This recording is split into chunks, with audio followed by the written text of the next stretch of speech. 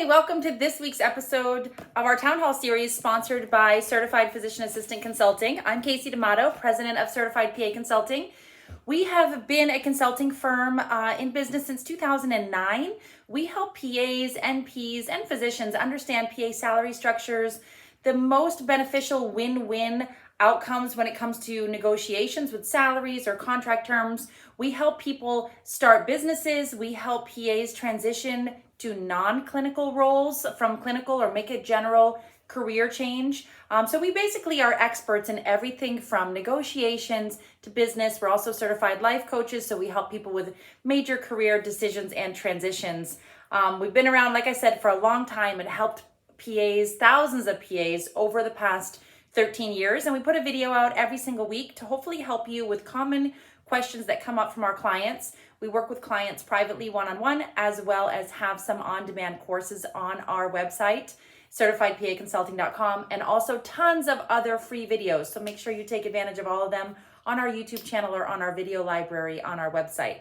So today we're talking about, is there a benefit to forfeiting salary and bonus, so forfeiting money in trade for additional benefits? So sometimes we get questions about the opposite. Is it worthwhile to trade benefits in trade for more salary or income during your negotiations? And today we're talking about, does it make sense to trade money for more benefits? So there's a couple of quick points that I just wanted to bring up related to this question when we're talking to clients. Number one, and this just came up with a recent client, if you have a very high salary, you may be in a very high tax bracket, and you may be thinking about ways to reduce your tax bracket in a way that makes sense. Check with your CPA, make sure everything is legit. Can you get more business write-offs, things like that? Well, one thing that you can do is actually reduce your income from your W-2 reported income by asking your employer to pay for more benefits. So for example, CME or licensing fees or any kind of benefit like that, that the practice can absorb that cost as a business expense and you don't have to pay for it after you've already been paid your salary, taxes, on post-tax dollars. That can be beneficial in some cases. So your salary would be less because you are no longer responsible to pay for those fees. Now the facility or the organization would pay for those fees. Now, in a lot of instances, CME or licensing fees are already included as a benefit with the employer, but this is just one example. You can get creative if there's other things that you're doing. If you're in a specialty, like my specialty, where you're maybe purchasing equipment like dermatoscopes, they're a little bit expensive, or maybe you're purchasing textbooks, maybe you're purchasing scrubs or white coats or things like that. Now, in some facilities, those things are going to be covered as part of your benefits, and in others they're not. So you could be spending, upwards of $5,000 a year on CME licensing, scrubs and white coats and some supplies and things like that that you're using for professional services. So talk to your CPA and see if those things are able to be written off against your income. And if not, you may want to think about or talk to your CPA about, does it make sense at your next negotiations to actually ask for a lower income, let's say $5,000 less salary, so that your practice would absorb some of these business-related expenses for you if you cannot figure out how to offset those against your income. So just one thought, check with your CPA.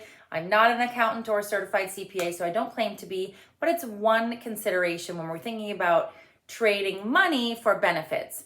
So it really comes down to your personal financial goals, because you definitely could do the reverse. And we've had other videos about this in the past.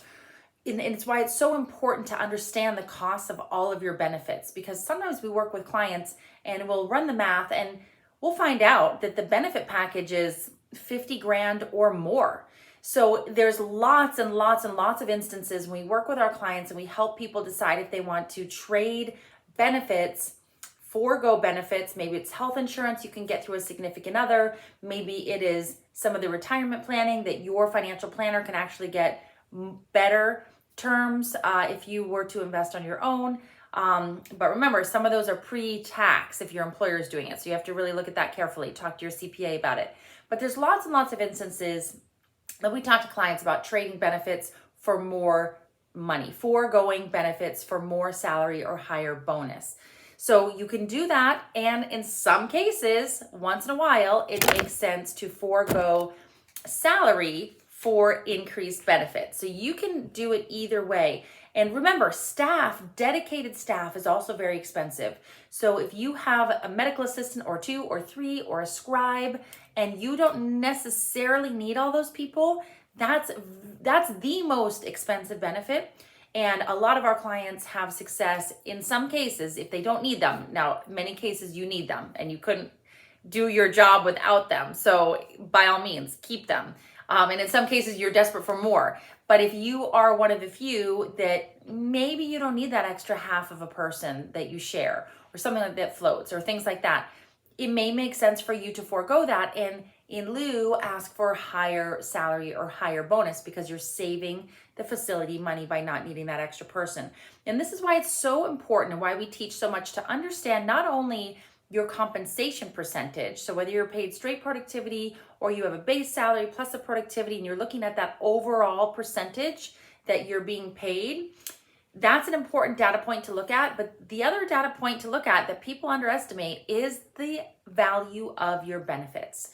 Because when it comes to negotiating, a lot of times you can trade that. And if you have a very juicy benefit package, great, you may value all of those, leave them as is. But in some cases, it can make sense to trade them around, to forego benefits for increased salary or bonus, or in more rare cases, to trade salary for more benefits. That's not as common, but it can happen. But just remember, when your overall cost to practice ratio, what you are costing the practice compared to your collections, includes the benefits. That's a cost. So remember, you can trade those around or forego and trade for money or trade money and ask for more benefits. So remember, when you're negotiating, make sure you're understanding the business model and what you're truly costing the practice. If you don't know how to do this, you may want to take advantage of our Master the Boss Set Mindset course. We offer it a couple times a year. It's on demand. It's about 6 hours broken into 4 modules with a workbook. And we teach you exactly how to calculate your cost to practice percentage. Of course, we teach you as well if you work with us one-on-one with private coaching. But a more affordable option would be to take advantage of Master the Boss Mindset. And it's the only way to get a discount on private coaching as a bundle. So you can do the course alone or you can bundle it with private coaching and get a discount. And it's really pretty much the only way to get a deeper discount on private coaching is to bundle it with a course, because it takes less of our time because you already have a foundation of knowledge and education. So you're caught up to speed so that we can really work on your strategy with you and have a really, really effective session. So check out all of our resources at certifiedpaconsulting.com. We have tons more videos. Check out Master the Boss Mindset if you are interested in learning how to calculate your cost to practice and how to learn how to trade benefits. We're here for you if you need anything. I hope you enjoyed this week's town hall, and I'll see you next week.